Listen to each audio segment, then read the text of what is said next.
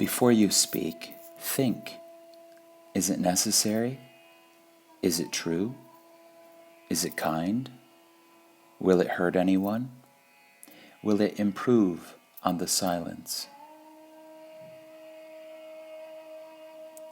The first step in the sadhana is the cleansing of the speech.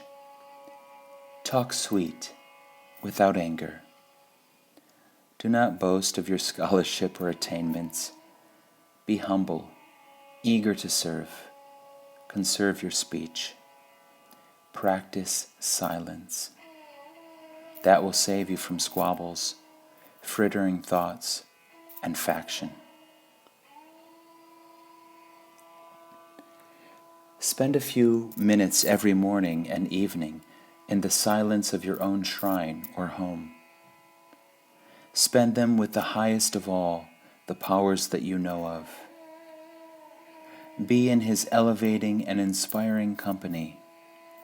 Worship him mentally. Offer unto him all the work you do. You will come out of the silence nobler and more heroic than when you went in. Forget the harm that anyone has done to you, and forget the good that you have done to others. There is only one royal road for the spiritual journey: love. Be silent yourself. That will induce silence in others. Do not fall into the habit of shouting, talking long and loud. Reduce context to the minimum. Carry with you an atmosphere of quiet contemplation wherever you happen to be. The less you talk, the more will become your mental power. With the increase in your mental capacity, there will be increase in your power of discrimination too. Consequently, you will give up individual discrimination. Because of this, you will begin to consider the good of the world at large rather than your own individual welfare. You must cultivate such broad feelings from this young age itself. Learn the value of silence, of namasmarana, of bhajan, of japa, of dhyana, of single-minded remembrance of the Lord, of the association with spiritually kin. These will stand you in good stead when distress assails you. The voice of God can be heard in the region of your heart when the tongue is stilled and the storm is tilled and the waves are calm. There will be no temptations for others to shout when you talk to them in whispers. Set the level of the tone yourself as low as possible, as high as necessary to reach the outermost boundary of the circle you are addressing. Conserve sound, since it is the treasure of the element akasa, an emanation from God Himself. Reason can prevail only when arguments are advanced without the whipping up of sound.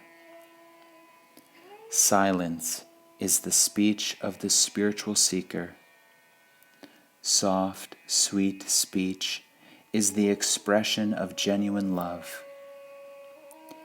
Hate screeches, fear squeals, conceit trumpets, but love sings lullabies. It soothes, it applies balm. Practice the vocabulary of love. Unlearn the language of hate and contempt.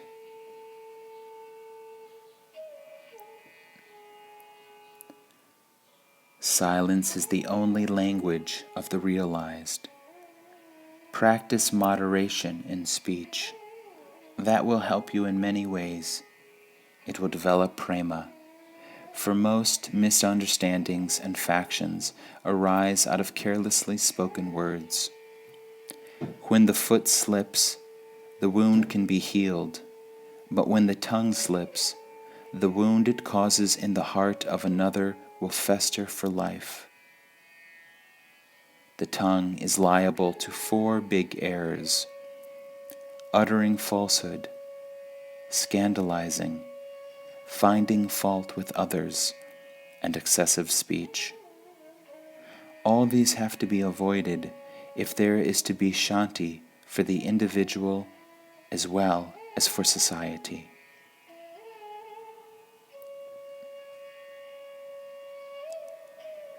Good works never languish for want of funds. The Lord will come to their rescue. Only it may take some time. Do not lose heart. You should not collect money in devious ways. Help should come from pious hearts, from well-earned money, from persons who know and appreciate the purpose for which they give. That is why I oppose all benefit shows, where you tempt people with a dance or a drama or a film and collect money for your pet plan.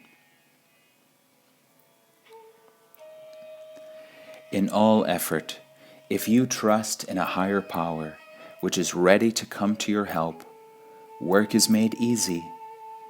This comes out of bhakti, reliance on the Lord, the source of all power. When you travel by train, you have only to purchase the ticket, enter the proper train, and take a seat, leaving the rest to the engine. Why should you carry the bed and trunk on your head? So too, put your trust in the Lord and carry on to the best of your ability.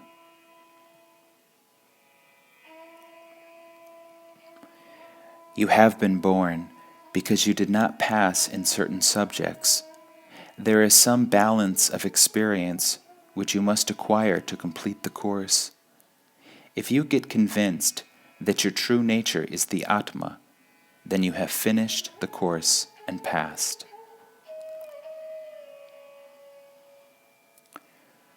You should see that no dirt settles upon the mind. That is to say, you should move about in such company that dirt is avoided. Falsehood, injustice, indiscipline, cruelty, hate, these form the dirt. Sathya, Dharma, Shanti, Prema, these form the clean elements. If you inhale the pure air of these latter, your mind will be free from evil, and you will be mentally sturdy and physically strong. The year becomes new. The day becomes holy when you sanctify it by spiritual discipline, not otherwise. Do not crave for recognition and respect from others. Crave rather for winning grace from the Lord. God is love. Live in love. The Lord will be watching with 1,000 eyes the least activity of man to discover any slight trace of selfless love sweetening it.